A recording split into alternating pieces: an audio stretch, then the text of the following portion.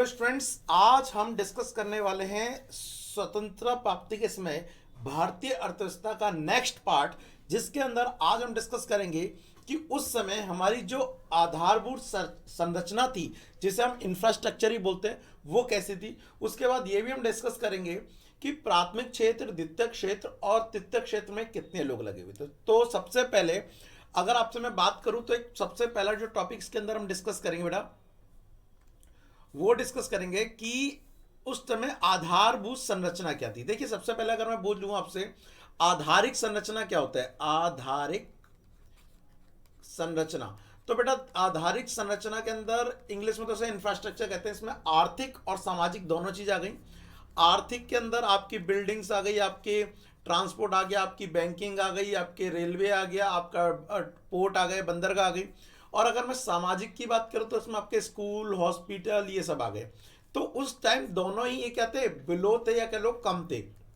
Means उस समय Britain के टाइम पे इंडिया के अंदर आधारिक संरचना का ज्यादा विकास नहीं हुआ था। ठीक है, तो सबसे पहले आप यहां पे देखिए, आधारिक संरचना के ऊपर हम बात कर रहे हैं। तो देखो क्या बोला है, अविकसित आधारभूत संरचना, अच्छी सड़कें, विद्युत उत्पादन, स्वास्थ्य, शिक्षा, संचार। मतलब देखो यहां पर सड़कें, विद्युत उत्पादन, ये किसके अंदर आ गए, आर्थिक के अंदर आ गए। स्वास्थ्य, शिक्षा, संचार, ये किसके अंदर आ गए, सामाजिक में आ गए।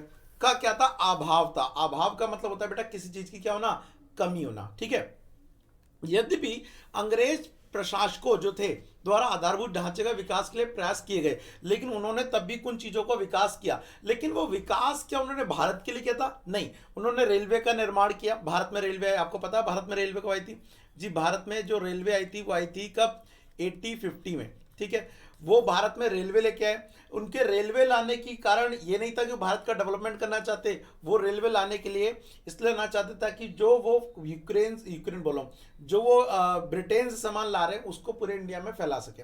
शायद आपको एक चीज नहीं पता होगी, मैं आपको एक चीज बताता हूँ, बहुत इंटरेस्टिंग है, साथ ही आपके एग्जाम के लिए भी इंपॉर्टेंट है। इसमें 2-3 क्वेश्चन निकलेंगे। फॉर एग्जाम्पल, अगर मैं वर्ल्ड मैप पे जाऊं तो इस वर्ल्ड मैप में आपको पता होना चाहिए कि सिस्टम क्या चल रहा है, लेन देन कैसे हो रहा था। तो आपकी जानकारी के लिए बताऊं, यहां पर इसको कलर दूसरा ले लेता हूं ताकि आपको इजीली दिख सके। यस, ये जो एरिया दिख रहा है ना, आप इसको बोल सकते हो ब्रिटेन। ये जो रेड वाला एरिया दिख रहा है, और ये ब्रिटेन से जो सामान आता था उस टाइम पे, वो ध्यान रखना यू नहीं आता था डायरेक्ट। पहले ना ये सामान यू पूरा अफ्रीका क्रॉस करने के बाद फिर ये क्या आते थे, भारत पे आते थे, इतना सारा घूमने के बाद। लेकिन बीच में क्या हुआ, इन्होंने स्वेज कैनाल बनाई ताकि इतना लंबा रूट ना बनाना पड़े। तो देखो यहां पर ही पानी दिख रहा होगा आपको, यहां भी पानी दिख रहा होगा। इसको मैं ब्लू कलर से दिखाऊं तो ये देखो, इस एरिया में, ये पानी वाले जो एरिया है, ये सारा पानी से लिंक था, ये वाला। और उसके बाद ये वाला एरिया भी पानी से लिंक था। लेकिन इस एरिया की अगर मैं बात करूं, जो था वो क्या था, लिंक नहीं था। तो इन्होंने क्या करा, वहां पर नहर खोदी इस एरिया में। अगर मैं इसको जूम करके दिखाऊं तो इस एरिया में पहले लाइन नहीं थी, तो उन्होंने क्या करा, यहां पर लाइन बनाई और इस पर क्या बना दिया, एक नहर बना दी इतनी। ये नहर बनाने के बाद क्या हुआ, अब जो इनका जो रूट था सामान लाने का, कहां से, ब्रिटेन से इंडिया सामान लाने का, वो बहुत ही शॉर्ट हो गया। अब इतना उन्हें लॉन्ग नहीं जाना पड़ता था। ठीक है, तो आपसे पेपर में कई बार ये क्वेश्चन भी पूछ लेगा कि ये जो स्वेज कैनाल बनी थी, इसे क्या बोलते हैं, स्वेज कैनाल, स्वेज नहर ही बोलते हैं। स्वेज नहर बनी थी, वो कब बनी थी, तो याद रखना ये बनी थी 1869 में। कब, 1869 में। अच्छा, अब क्या करते थे, तो ये बन गई।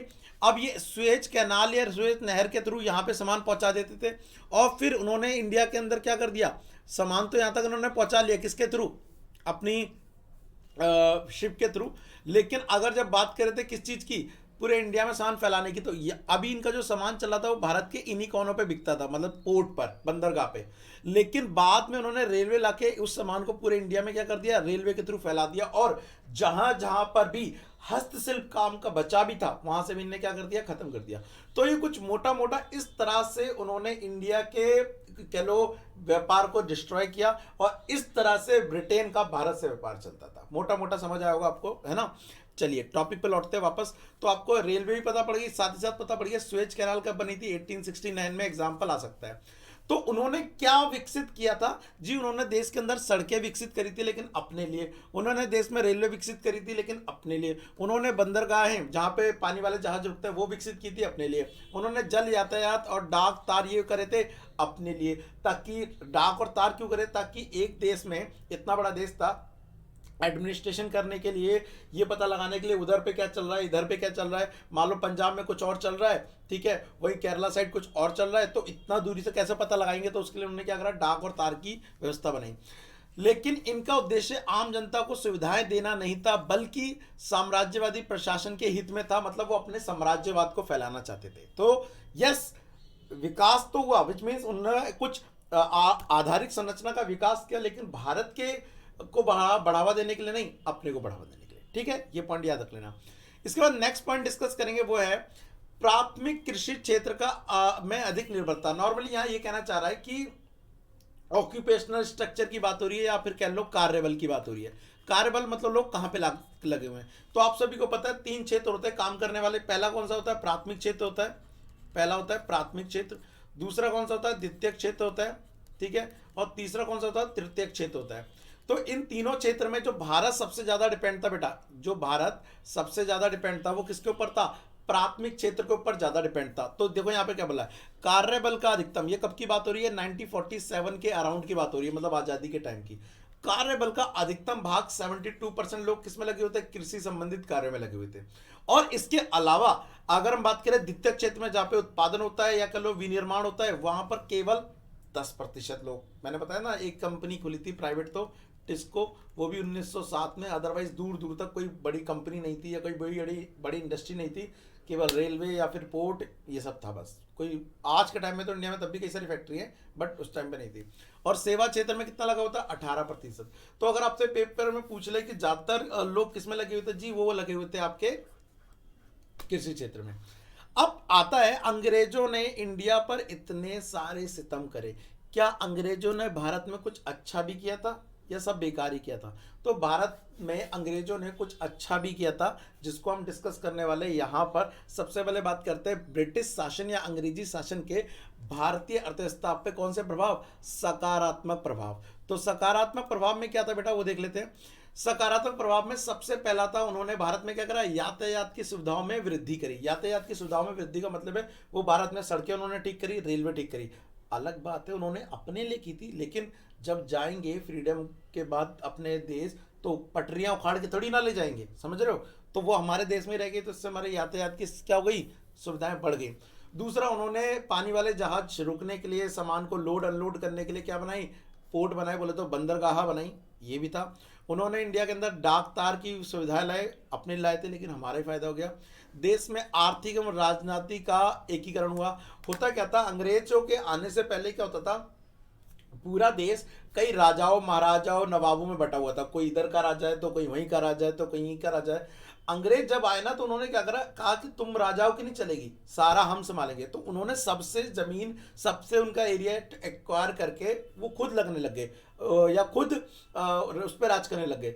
बट अच्छी बात ये हुई कि उन्होंने सबको मिला के एकजुट कर दिया। और जब हम देश आजाद हो रहा था, तो हमने भी उन सबको मिला के एकजुट कर दिया और एक पूरा एक देश बनाया। नहीं तो अदरवाइज ऐसा हो सकता था कि अगर पुराने सिस्टम से चलते अंग्रेजों के आने से पहले, तो इंडिया एक देश नहीं बनता, पाकिस्तान कोई एक देश नहीं बनता, बहुत सारे देश बनते।